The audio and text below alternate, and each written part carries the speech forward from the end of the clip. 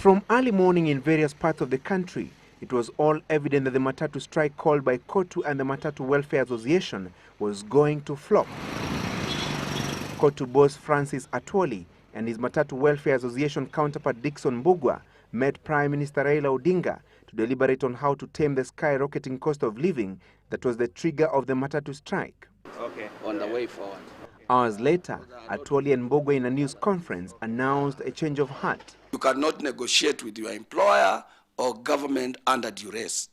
You must relax in order to have a good atmosphere during negotiations.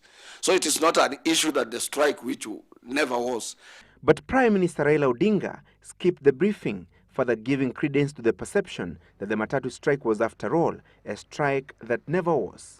Na watu wasifikiria tu kwa sababu hayuko hapa kutangaza hii ambayo tunatangaza that it is stage managed or faked or whatever it is.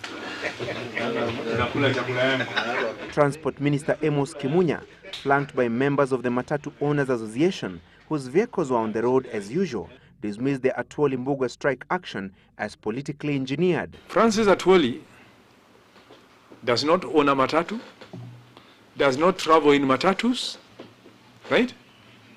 Cannot influence Matatus because they are not his union members. These are employers. These are owners, right? He cannot call a strike of the Federation of Kenya Employers or a strike of the Kenya Association of Manufacturers. So he's just playing politics.